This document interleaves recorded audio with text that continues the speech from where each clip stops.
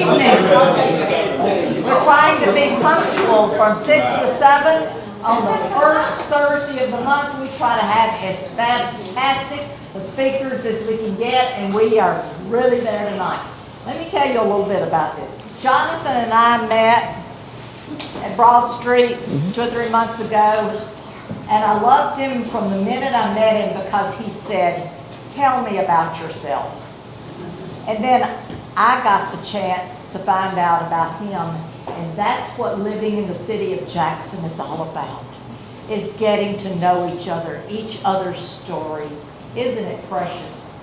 And I have had more fun the past so many months since April, since this movement got started.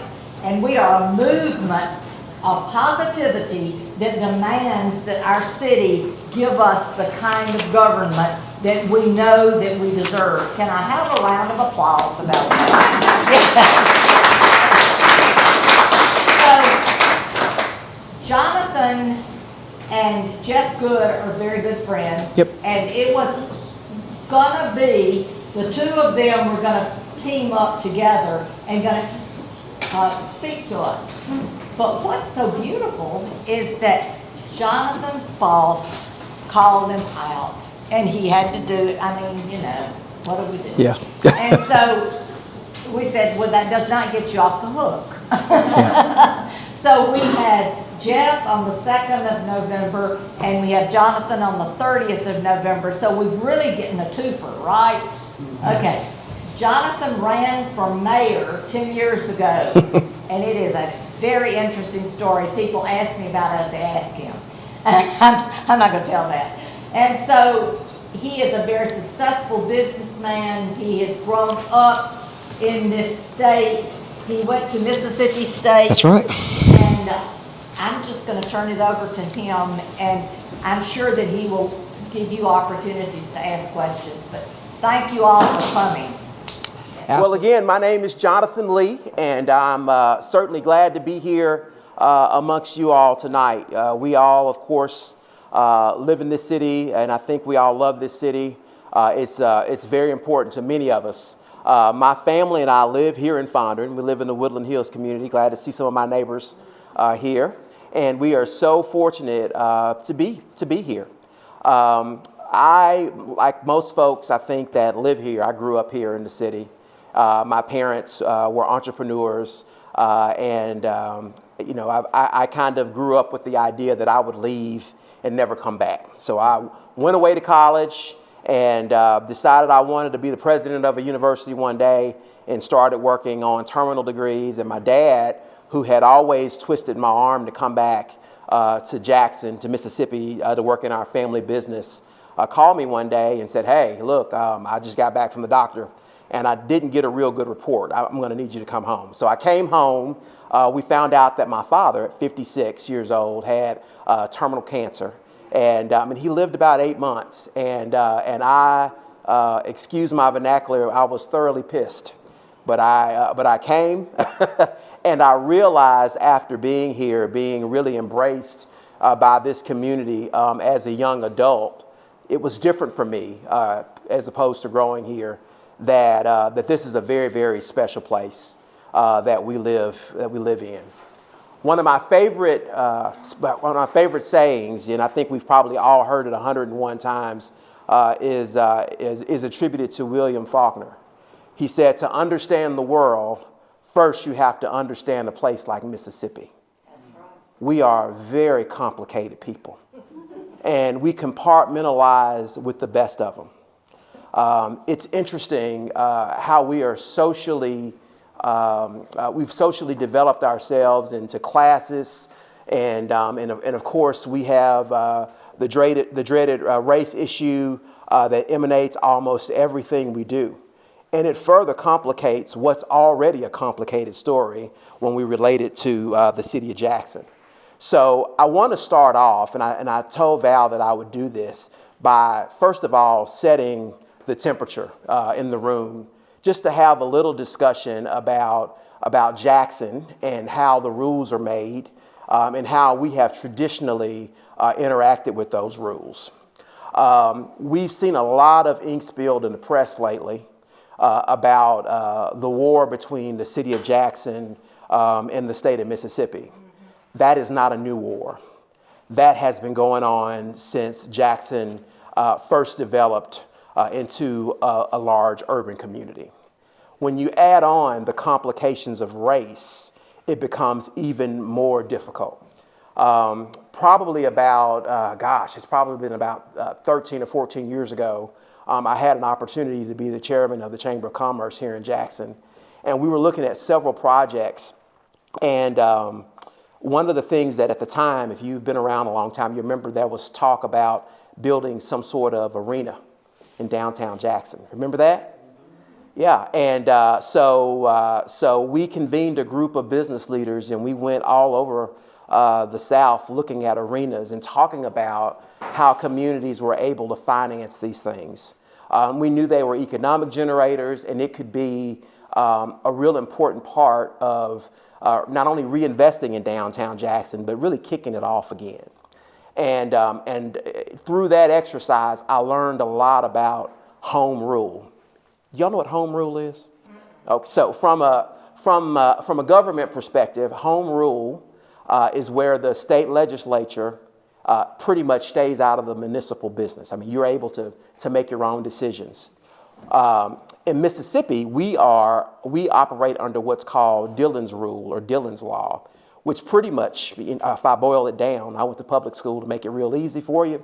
If you boil it down, it's the state, can charter you, and the state can take away your charter. I mean, they decide what can happen. So for alliteration's sake, we went to Little Rock, we looked at their arena, and Little Rock decided that they had enough foot traffic through that part of the country. We all know you go to Little Rock, you got to be going to Little Rock. So they were able to make an arena work, and they did this by saying, all right, we're going to tax ourselves an additional 1 or 2%, and we're going to use those dollars to fund a bond and build a facility. Well, in the state of Mississippi, we can't do that. We don't have home rule. We have to ask permission from the state legislature, even if it's our tax dollars, to do something like that. Well, why do you ask? Well, if you think about the fact that we are a representative form of government, we are the only real city in the entire state of Mississippi, and the rules are made by the collective. So who do the rules generally favor? The small rural areas. This is one of the few states that where municipalities don't get a portion of the gasoline tax. Did you know that? The cities don't get any of that. It goes to the state, and the state doles it out on roads and bridges. So that's kind of one of the difficulties we have. One of the famous skirmishes we had with the state was under Mayor Russell C. Davis, who was very frustrated, this sounds familiar, with the fact that our streets were not being maintained properly. Those were the days of obviously where the city was a lot more affluent. We were a population center, and he said, you know what? We'll take care of the streets. We're going to pave the streets. We're going to keep them up to the standard that we want to see them maintained in. And the state said, fine. So today, all these years later, state highways within the city of Jackson are maintained by the city of Jackson.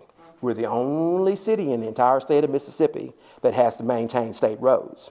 Even though, one could argue we have far less resources than, say, our neighbors to the north or the east or even the west. So that was kind of a trickle down for where we were then versus where we are now. Times have changed. If you look at your census data from 1980, we are down about 26%. Our population is 26% less today than it was in 1980. So clearly we still have the same number of streets, the same number of pipes under the ground. We've got the same amount of roads that need to be patrolled from a public safety perspective. So all of these things really paint a picture of a city that frankly is the flagship of this state that really needs some help. So you throw in the late 90s when Harvey Johnson was elected mayor, and you throw in the very difficult subject of race. And we have an even more complicated story, more things that we've got to kind of work through. So all of that to say, again, we are a very complicated place with some very specific issues. A lot of them are rooted in our financial issues. Some of them are rooted in race and crime and poverty. We have surpassed white flight here in the city of Jackson, and it is full-fledged economic flight. If you are middle class and you live in the city, you are the minority. So we've got some things we've got to see through. So I wanted to make sure that we focus on really what we're up against as we look at how we fix our problems and how we advocate for ourselves for a better city. So someone mentioned that I ran for mayor. I did. And I started a campaign about 11 and a half years ago. It seems like ancient and medieval history, but I did. And then I talked about the fact that we had to focus on our core problems. Those problems were, for those of you who followed me, same talk track. There were crime, opportunities for employment, repairing our infrastructure, and education. Those are kind of the bread and butter issues that cities are tasked with providing some sort of maintenance on. You know, we all want to feel safe, obviously. We all want to live in a community where there are job opportunities. We all want the toilets to flush, the water to run, and obviously education is so important to the vitality of our community. And 11 and a half years later, I don't think those things have changed. So as we talk about how you focus your efforts for advocacy, I think it's important to keep those things in mind. In talking to Val and others who have been a part of this group, I know there's a lot of interest about how we as citizens can have a more active role in driving the direction of our city. I mean, so that requires a campaign. I mean, when you boil it down, I mean, that is an effort to win hearts and minds, have everybody marching in formation around one or two considerate goals. And I told Val at breakfast that morning that she mentioned that I think it's important that your group finds obviously some sort of big, audacious goal to focus on, but you've also got to focus on a lot of little wins. Because as I talked about earlier in my remarks, we're a city that's very complicated. If you look at the citizenry, we have a lot of working poor. We have a really quickly growing homeless population. We've got a lot of elderly people. And frankly, our perspectives are very different. Now, you'll have to forgive me. I have a tendency to talk in parables. But one of the things that I learned when I ran for mayor is, although I grew up here, and my mother was an anomaly growing up in the 60s. She grew up in a middle-class black household, but my father grew up poor. And I still have lots of poor relatives. I have a lot of working-class relatives. And I'm very comfortable wherever you drop me in the city. But I realized that even my relatives and friends did not consider me one of their own. I mean, there is a significant class divide within the black community. And when you are trying to make political change, when you're trying to maybe follow up on maybe the best form of government, that's a decision we make as a community. And in business, we talk about how you navigate. If you're going downstream, you're on a river raft. There are rocks that you can move out of the way and rocks you have to navigate, and that requires us to really stop and breathe and understand the fact that where you stand is based on where you sit. And when we are trying to change forms of government or make a significant political change, you have to be very careful that there is a narrative of distrust that wasn't developed yesterday. It was developed 70 years ago. And we have to understand that and be sensitive to that so that we can fixate on the things that we can all agree on, all the things that we're willing to work on together, and put that other noise aside. So as you talk about how do I create change, you've got to figure out where are those common areas. Because let me tell you something, as much as we hate to say it, I don't blame people for being distrustful. There's a lot of hurt, and hurt people. So we have to address them where they are to make sure that we really focus on things that can be changed now. I mean, you got to prioritize and synthesize how you're going to address a problem, and then go into it with a strategic plan. So let's talk a little bit about a few of the things that are very difficult in our city. And I like to go back and explain what really put us in dire financial straits, the Siemens deal, in a way that folks can understand it. So that was what I lost my race on. I ran against the Siemens, the Siemens deal. And I ran against it not because I was smart, but it just didn't make sense. The math didn't math. So the Siemens deal was predicated on what's called a performance contract, and that's really important. I want you to understand what that means.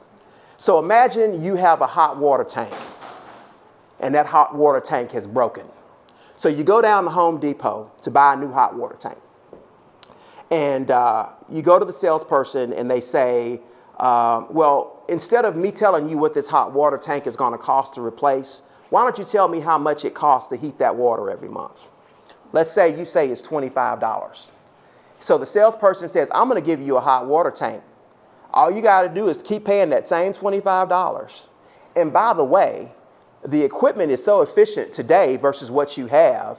We're going to replace your windows. We're going to put in weather stripping. We're going to do a lot of the things that need to be done in your home because the technological advancement allows us to have you continue making that same payment, and it goes further with more equipment. That's what a performance contract is. And let me tell you something. They are wonderful. They work. Unfortunately, ours didn't.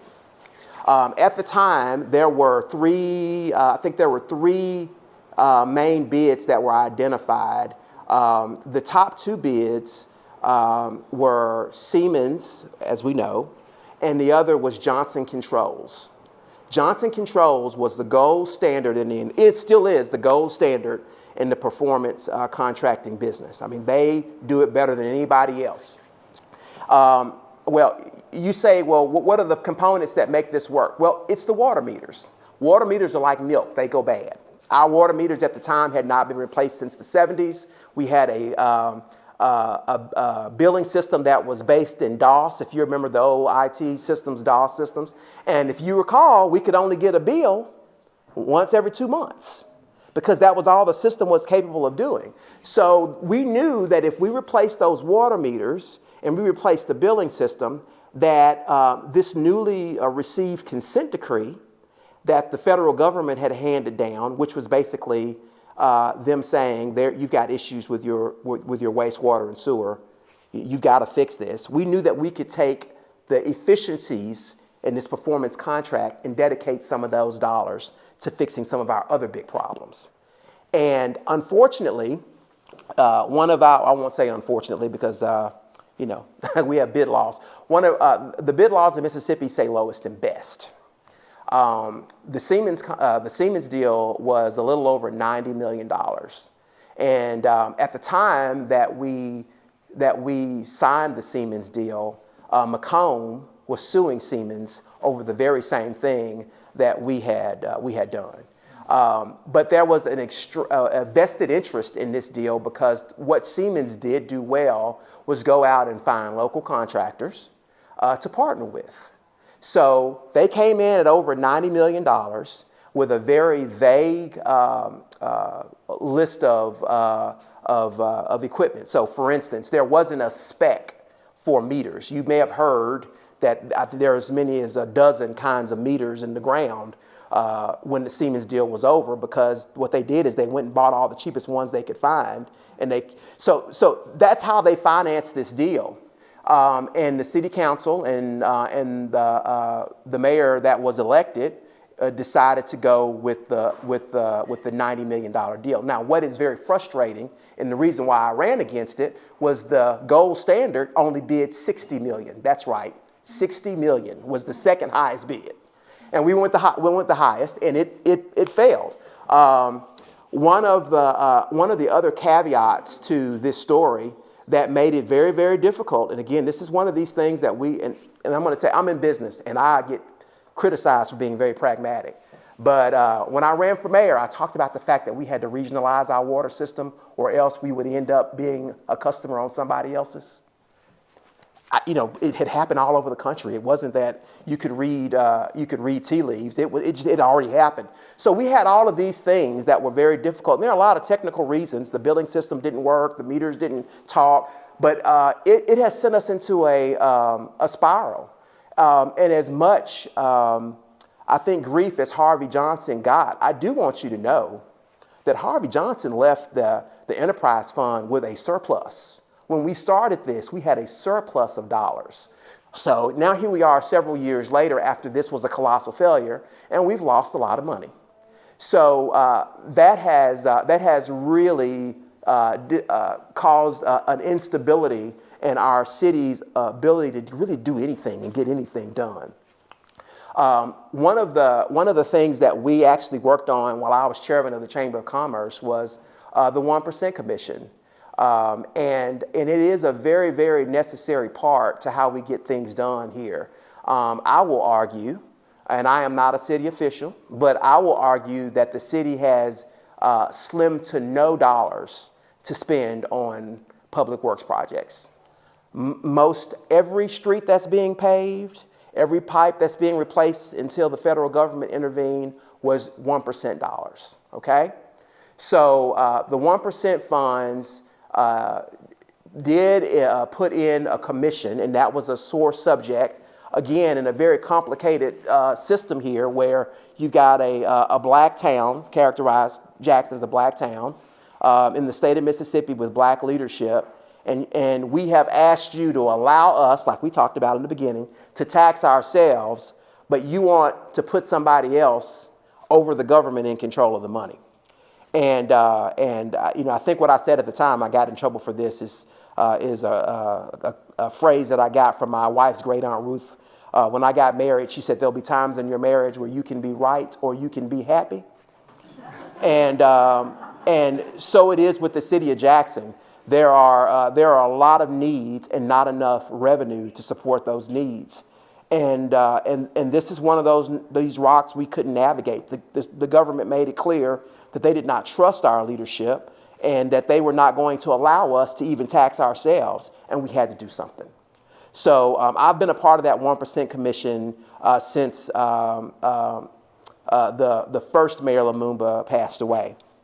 And it is an exercise that is very frustrating, and I'm sure that it'll come up in our conversation. But that's another one of the opportunities we have. One of the things that frightens me about our infrastructure until we get our ship in order is there will come a time where we have to ask you, the citizens, to re-up that. And I don't know that people feel comfortable with that. But what are we going to do? So keep that in the back of your mind. Also, let me say this about leadership. I do believe that effective leadership can change the course of our city. I believe that wholeheartedly. But I also want you to know, whatever you think of the current mayor, if it were easy, he would have done it. He's not evil. But it's not that he's got, some evil plan to run the city in the ground. It's just a difficult situation. And I do believe that we need new leadership. I do believe we need someone who can collaborate with all of the resources we have access to, and I believe that there is a place for every voice. It's interesting. I think that there's a continuum, and I'm a very moderate person. I'm in business. You got to be moderate. But I do believe in activism. I am not at all afraid of or down on activism. There's a role to play. But I don't believe, whether it's state or local politics, that the activists need to be in the middle brokering the deal. And that's really what we have now. We need someone who can collaborate with everybody. You know, we hash out our ideas, you know, we improve them by listening to each other, but we've got to have some sort of centrist point where we can take the meat and leave the bone and march off with a good decision on how we address whatever the problem is. So we've got to think about that as we go to the polls and elect folks. It's not that just having someone that you know that you feel comfortable with, but it's also considering, again, that citizenry that we talked about that's working 3 or 4 jobs, you know, dodging potholes just like you are, and are frankly prisoners in their own homes. So we have to be very, very smart about how we address that. And the other thing I'll say is I love history. And in 1961, you know, Dwight Eisenhower, during his last speech to the United States from the Oval Office, he coined the phrase. Does anybody know it? Military industrial complex. Do you know what it, can you explain it? Right. So the term talks about, he's really making the case that it's imperative, having been a war man, that we have a very robust military. And coming off of 2 world wars, it was evident that this military and the people who are building the weapons, the defense industry, are going to be intertwined. And frankly, they're going to use their money to influence policy.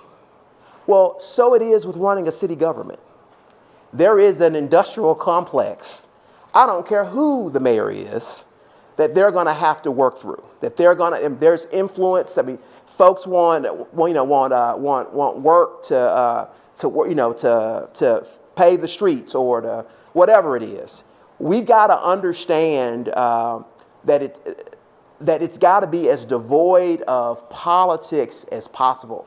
So it brings me to one of the things that I know that you all have been talking about, which is the idea of having a city manager. And this is where I hope we can maybe kick off a bit of dialogue.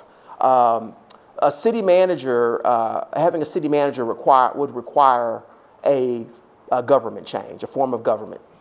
And that would also require a ballot initiative. And I have been saying that we should do that for years. I agree. But what I will tell you is that if we're not careful about how we strategically launch into that conversation, we're going to be divided in the same corners we're always divided in, because we don't trust each other. Again, understanding where that trust is, what drives that distrust, and how we get around it, and addressing those issues, not paying lip service, but making sure people understand that, you know, we're all on the same ship here, you know, and that there are 1 or 2 things we can decide on. But I do believe a group like this can really drive the narrative of the next election, to have an incoming mayor support that. I like to sit down and visit with people. Every Saturday morning, you can find me at Broad Street at 7:30 having breakfast with somebody. Every Saturday, just about. And one of my friends and mentors is Kane Ditto. And Kane and I have had many lively discussions about this. And Kane has convinced me, and I think he's right, without a mayor who supports this initiative, I don't think you can get the votes. So as you look for that leader, I think that that's one of the conversations that we as citizens of Jackson has to have. That our city is evolving. We've got situations and circumstances that require a different approach. And frankly, we want you to be mayor, but we need someone who went to school, an expert at helping solve these problems. Y'all, we have a mayor that makes, I think, $120,000 a year. This is not a $120,000 a year job. I'd like to see some sort of partnership with the community where we raise funds into a trust and maybe have a elected group of folks or an appointed group of folks that work hand in hand with the city council to come up with a set of KPIs that where we can hire a city manager and, let's just say one of the KPIs is we want to have a staff rate, a fully staffed staff rate, let's say 90% staffing within 3 years. And if he or she hits that metric, we tap that trust and we pay them a bonus.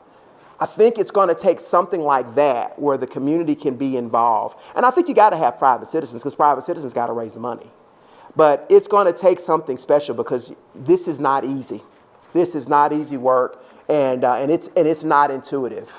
There are a lot of moving parts to being the head of a government. And frankly, the political cycles here are so brutal, and I can say this with absolute confidence, that it's just not worth it. Not for $120,000 a year. It's just not. So we've got to be really, I think, intentional on how you plan for something like that. I also want to say, as you think about what opportunities there are to help create some small wins, one of the things that I think that we as a community really don't do a good job of is supporting our public schools. I was very vocal about this when I ran for mayor. Now let me just put it out there. My kid goes to St. Andrews, so I don't think it's enough that you send your kid there. I think we've got to help the district carry out its initiatives. We've got a very good superintendent. If you all have not heard from Dr. Eric Green, then you should hear from him. And he is doing a courageous thing right now. He is doing the unthinkable stuff we were talking about 20 years ago. We have nearly, I think it's 8,500 kids, less kids than we did, I think 5 years ago in our district. And much like our city, we're trying to operate our school district like it's business as usual. So he has proposed that we close 16 schools, and it's going to hurt. It ain't fair, it ain't right. But it's one of them rocks that we can't navigate. And frankly, I think they need as many resources as they can get. I mean, when you really think about operating these ancient facilities and having to staff a full building for a school that is a fraction of itself, it's unconscionable. I also like to remind people that much like when you go to Baptist Hospital for any kind of procedure, there are experts to handle whatever it is that you're getting done. We are not experts on education. It's a very difficult thing that they're doing as well. A very challenged population, a lot of poverty, a lot of things that come into the schools that have to be addressed with care and love and patience.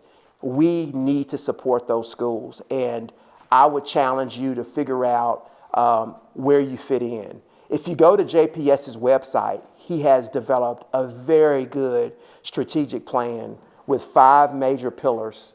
I would challenge you to look into that. That's a small win that really, I think, helps people understand that Jacksonians for Jackson, it's not just about the folks in Fondren or Northeast Jackson, but it's for the whole community. Because let me tell you, now this is a general statement. But I'll say it anyway. My wife's a lawyer. She would really frown on me for saying this. But we're at the point where there are 2 kinds of people that are living here. The kind of people who are going out feet first like myself, and the other kind who don't have anywhere else to go. We have got to focus on making this the kind of place that people want to live. Now, I want you to be very honest with yourselves with the fact that Jackson is not going to be Jackson of 1980 for a long, long time. In marketing, we talk about the product life cycle. We're in the early adopter phase.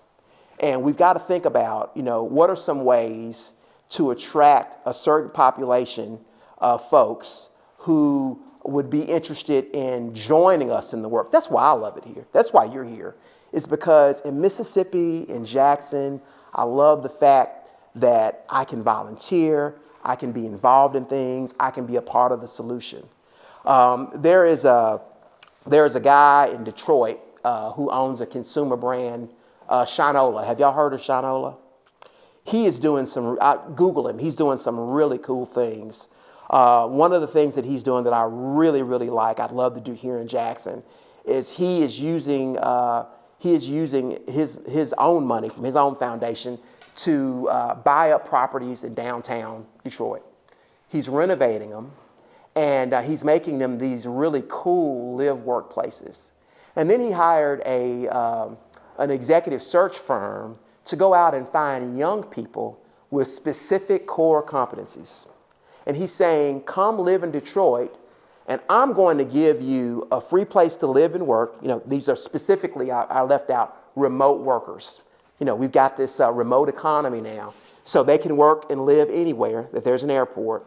But come live in Detroit, and I want you to sign a contract with me, and I'm going to get you an appointment on the school board.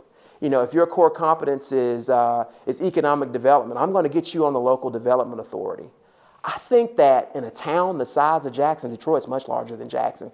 Imagine how impactful, I see Worth Thomas back there, $15 or $20 million could be on something like that, where we are cultivating an opportunity for our own children to come home and be a part of the solution, or maybe some people who didn't know they were Jacksonians yet. You know, I like to joke that living in Mississippi is like being in an abusive relationship. You know, you want to love Mississippi through all its problems. Meanwhile, you tell your kids to get the hell out while they still can. Well, here's an opportunity, I think, or strategy, one of many, many out there, where we can use in the scheme of economic development relatively little money to make a positive impact. And we've got to focus on those kinds of opportunities. So with that, I'm going to stop and let you ask me questions. I've said a lot of things. This week, we found out that Michael Bloomberg had just given us $1 million. Yes. That's a small thing, but it's something we could put our hands on and say, okay, what can we as citizens do? Who makes the decision where that million goes, and how do we be eyes and ears to make sure that that million is going to something that 5 years, 10 years from now we can say, wow, look at what this has done for our city. I understand that he gave $1 million in the past 6 years. And I understand, and I haven't verified this, that they went for Smith Park, and I'm not proud of Smith Park today. And I would like to see something that we can be excited about. It's small. It's not like changing city government. It's small in a sense, but it's something that we in this room could do something about, it seems like. Can you help us? So the question was, Michael Bloomberg recently gave $1 million, or announced that he was going to give the city of Jackson another $1 million donation. I don't know that it was earmarked. I'm not sure that, apparently it wasn't. But the question is, how do we ensure that it goes to something that we as citizens deem beneficial? And here's where I will challenge you to look alive, show up, engage with your elected officials. How many of you know your city council people? How many of you go to city council meetings? All right. How many of you watch them on a regular basis? All right. So I got to tell you, I watch them. You know, I work from home, and I'm not there, but I make a lot of phone calls and I invite a lot of people to come sit on my back porch. It is imperative that you hold your city officials accountable. Val, at the end of the day, our city council and our mayor, they're our fiduciaries. I mean, they are who you have to work through. But if we're not showing up, and if we're not asking questions, and if we're not holding them accountable, then we get what we get. And I think this is a great group to start. You know, maybe you send a letter, maybe you sit down at the city council, but I got to tell you, it works when you show up. Or one of the things that happens at 1% meetings, there's this misnomer that 1%, the 1% commission goes out and drives the streets and decide what we're going to pay. That's not how it works. The city of Jackson has to scope the project and bring it to us for a vote. And you want to get your street paved today? Show up at a council meeting, show up at a 1% meeting, and it immediately goes on the list. You have the power. A representative form of government, you have the power. And when they step out of line, you remind them that the election cycle isn't far away. Now, in terms of what you want to spend it on, I mean, again, I would use that as an opportunity to unify the city. What could you dream up that all citizens would enjoy? I mean, black, white, young, old, rich, poor. Again, those are those kinds of wins that I think that are significant, that enable us to earn trust amongst our neighbors and our fellow citizens. Jonathan, would you expand? You mentioned the city manager. Would you expand on that, on what that role would be and how it's different than what we have now, and why would the mayor and/or city council be against us having a city manager? Sure. So the question was, he asked me to describe how a city manager would interact with a mayor. How is it different from what we have now? And clearly, it's going to be defined. But typically, the way it works, Bob, is you have a council and you have a mayor that's largely ceremonial. If you would, almost the head of customer service for the city, who goes out, kisses babies, cuts ribbons. But then you have, again, a tactician, a technical person that is running the city. The power is really derived in the council, in my experience, and I think I've talked to all but two of them about it. In my experience, all of them are for it. Some of them have been very, very vocal, but clearly, I think a sitting mayor would have a problem with it.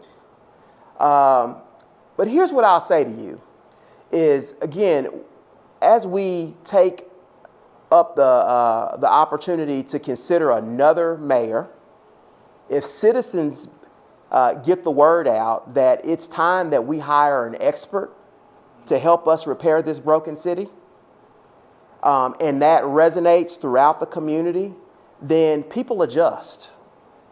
I think one of the significant issues that we have in our city elections is the fact that we have people who are well-intentioned, who really want to do a good job, but frankly may not have the ability to fix the problems.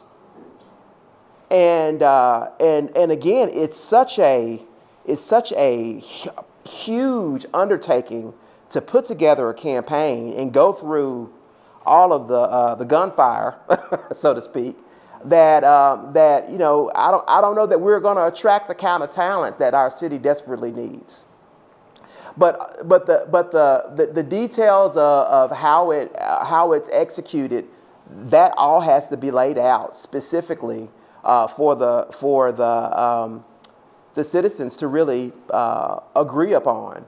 And frankly, Bob, I think the way you start may not be the way you end. I think just like in any other campaign, as I mentioned before, we're going to learn that there are going to be some things that aren't palatable. That's not going to win you the vote. Do you have the same number of council people? I don't know.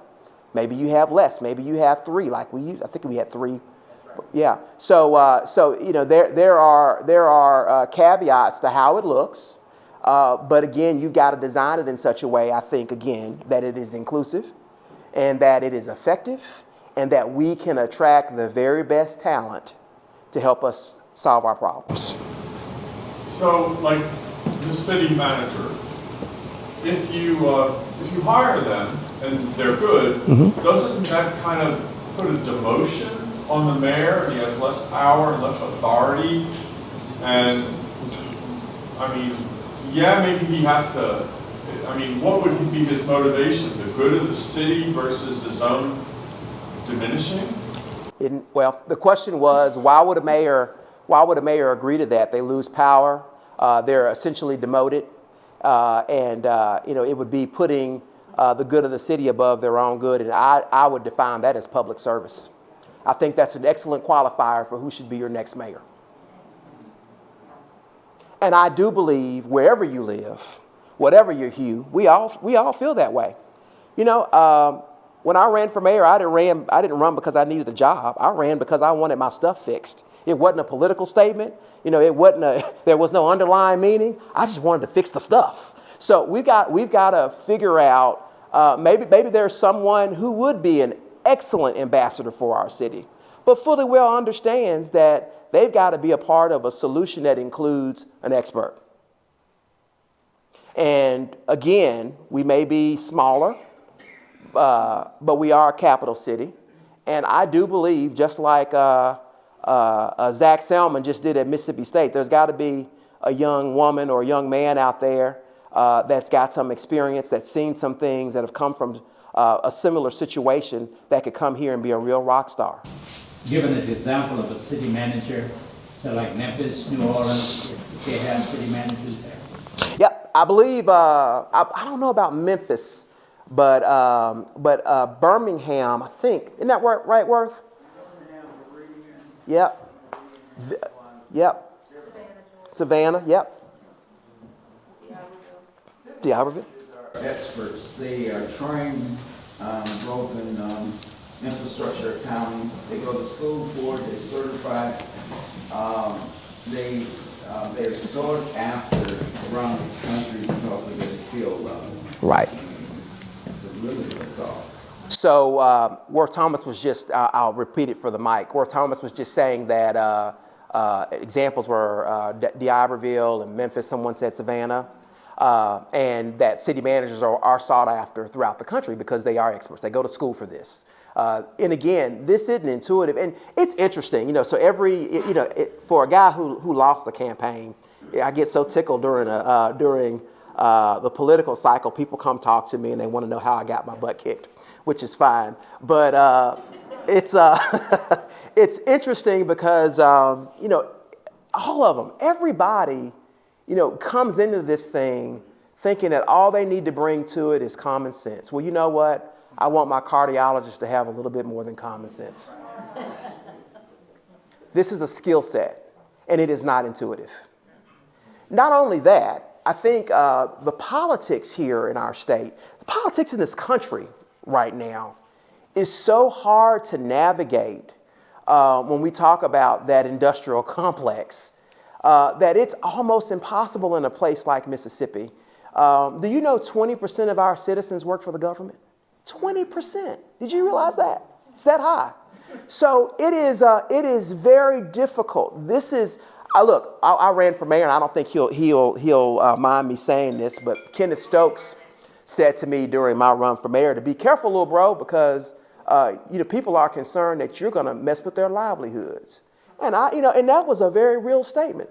This is the center of commerce. Government is the center of commerce in our city. The reason why we were resistant to sell equity in our water system was because we didn't get to make the decision. We were giving away part of the power to the surrounding communities. But the truth was, there was no path for us to fix the system. So eventually they're going to take it anyway, and here we are. So we've got to be very thoughtful about who we elect, and as well-meaning, and maybe they're in your Sunday school class, they'll die and go to heaven, fine. But this is not intuitive. You need an expert. What's the qualifying date for next year's election? Isn't the mayoral election next November? Yeah, you got one more. Mm-hmm. Yeah, you got time. But I got to tell you, I mean, if you're going to run in a city the size of Jackson, if you're going to run a top flight campaign, I took a year off from work. I started a year and a half out, and I still got beat. So I mean, but we did run a campaign. People decided not to vote for us. It wasn't because they didn't know, So, and as you know, it's really weird about Mississippi. It's not a state; it's a club. It is very easy to navigate. We all know each other, but the divisions are wide here, and you may live a quarter of a mile from a person that just doesn't travel in your circle. So it takes a lot of money and a lot of time to get out there. And because we are a smaller city, people want to see you, and they want you to ask for their vote. Am I right? Yes. They want you to ask. So that presents a problem, and we typically have a lot of candidates, and there's a lot of confusion.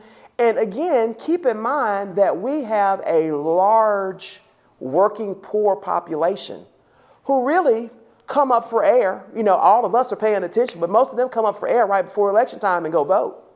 I mean, so all of the things that are happening right now. I think there is a minority of us that are paying attention, but most people are trying to survive. It's tough out here. Yes, ma'am. Okay, we've got 7 wards in this city, Yes. and 2 of them most likely are what is being represented in this room tonight.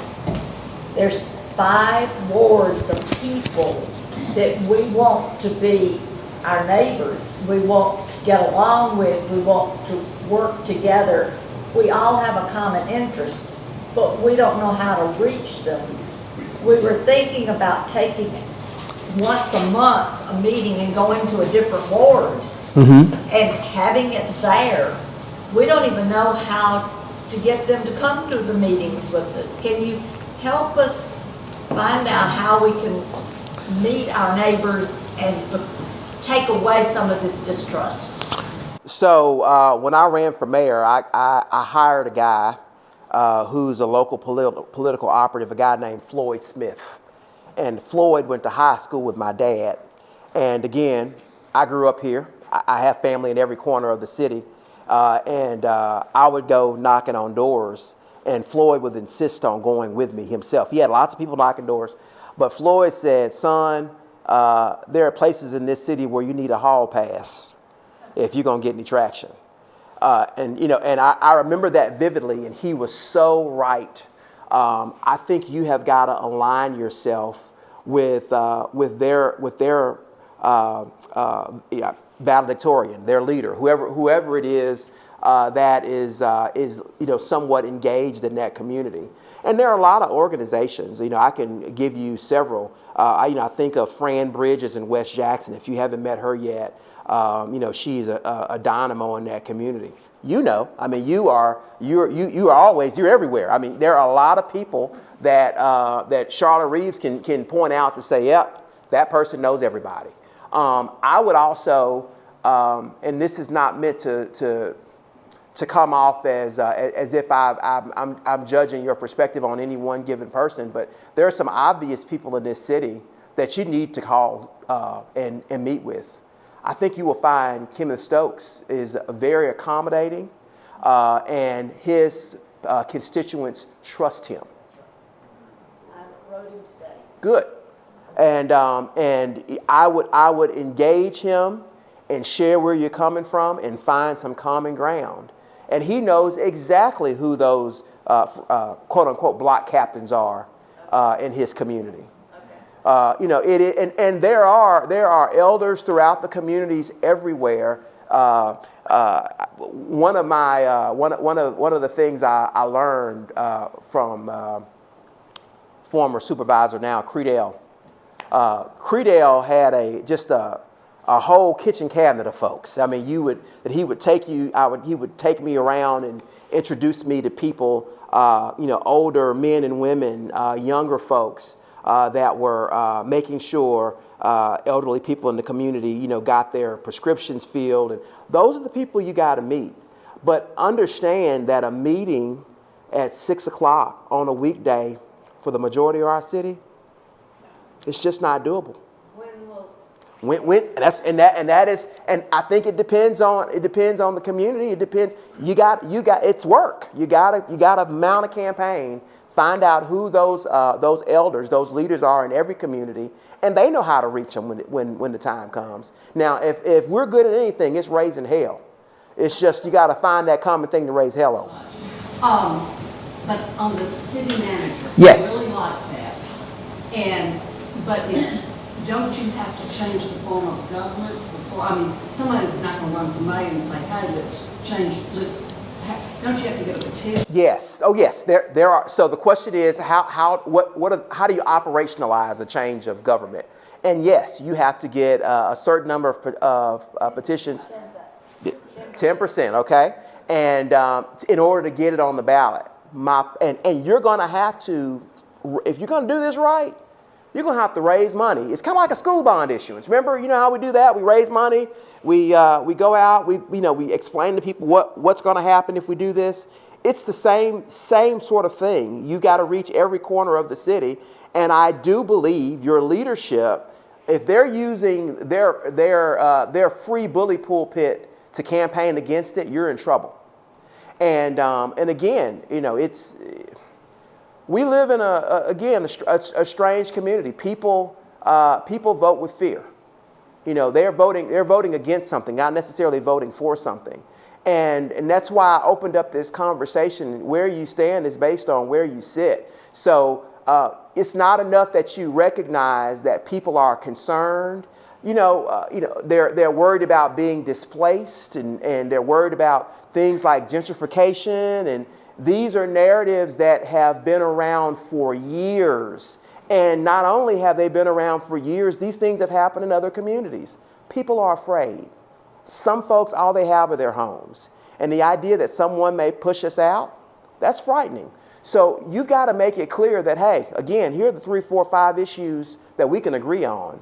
And let's get something done. You know, of all the mayors we've had in the last probably 20 years, the one time I think it's been successfully done was Frank Melton. Frank Melton was able to talk to both sides of the community at the same time, and they both hear what they wanted to hear. And and it essentially was successful because Frank Melton had a bully pulpit. I mean, he had a lot of brand equity, getting on the news, talking at high schools, sending kids to college.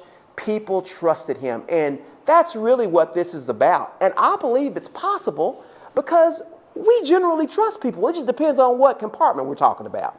We compartmentalize with the best of them. If it's a tornado, man, we all in. We don't care what you look like. We're going to help each other. But if it's a political issue, it may be a problem. So we got to find that trust. Yes, ma'am. Do we have a ballot initiative in Mississippi, or did the legislature mess all it up? So that is pertaining specifically to the state constitution. Oh, I'm sorry. The question was, do we have a ballot? Can we go out and get a ballot initiative put on the ballot for a change of city government? And for municipal government, and I've got a friend back there that works in government, I'm pretty sure we still have that option. Am I correct, Worth Thomas? Yeah. So yes, we still can do that. The issue you're talking about is a separate one. What are some of I like the idea of the small wins, Jonathan, because I think from my perspective, we've got as much of a perception problem and marketing problem as we do the big problems. What are some other small wins that come across your plate that you think are possible, or things that would get that short list that everybody could say, well, yeah, that's a good idea? I think it's, if we're going to be inclusive, I think you got to ask. I'm like you. I live in Woodland Hills. I got ideas about what I'd like to see, but they may not be the same. It needs to be an inclusive process whereby we are engaging every corner of the city. And you can't get everybody, but if you can get some engagement from leadership, if you can sit down with people from all across the city to say, aren't you tired of this? I'm tired of it. We need some change. We need some stability. What do you think about this? You agree with that? What do you think about that? I don't think it's enough for us to roll something out and point at it. I think it is about having people at the table from the start. You know, maybe it's something as simple as libraries for our children. I mean, and there's so many, maybe it's insisting that our city works collaboratively with our county. I mean, there are so many things, but the bottom line is we can't do it to them, we got to do it with them. The question was, does the city of Jackson have a planning board? And typically when developers or people have special projects where they are looking to build something new, they go before that planning board and plead their case as to why it should be zoned appropriately for whatever reason that they have. And that's what it does. But again, here in Fondren, and I'm incoming chairman of the Fondren Renaissance Foundation, we're working on a plan for this community and trying to be inclusive. That's one of the things we're doing now is, like I mentioned, we're rounding up every corner of Fondren, not just the corner I live in, to say, what are the things that we want in our community? What do we want it to look like? What's important? You know, what's important to you? Do we have enough parks? What about the sidewalks in your neighborhood? All of those things have to be ferreted out. I mean, we are, again, a representative form of government. You give people a voice, understanding that organizational behavior says 10% of the people do 90% of the work, but giving them a voice, a weigh-in, a buy-in, so that they can feel like they've been a part of the process. I can't thank you enough. Oh, no. Can we all do that?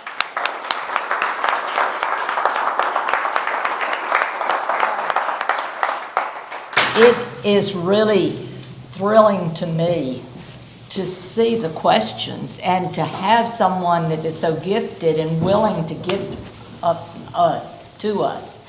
And we need more of this type thing, and we thank you. As we move forward, can we have you back again? Sure, and I'll challenge you, all of you, as you move around the city, if you've got friends or relatives, maybe it's people you work with, have these conversations, particularly with people that you know may not necessarily have your same perspective. It's important that we don't let people divide us. I mean, that's where we are in this country right now. Right. I think one of the few things that I won't say one of the few things, one of the things that unites us, and I'm going to stop, but is the fact that we are all bred with this scarcity mentality. There's only so much pie, and if you get a larger piece of pie, it's at my expense. We all have it. And we have to find those places where we can comfortably focus on things that we all agree on to build trust, just like you would a child you've never met before. What kind of things do you like? Tell me about yourself. Start at age 3. I mean, that's, you know, it's that kind of human interaction that bonds us. Because, like I said, if you're here, it's because either you want to be here, or you can't go nowhere else. So we got to make here great. All right? Thank you. Thank you, sir. I appreciate you. Thank you so much. Enjoyed it. It was Wonderful. Oh, well, thank you. Beyond wonderful. Oh, well, you're very sweet. Thank you, thank you, thank you. You're very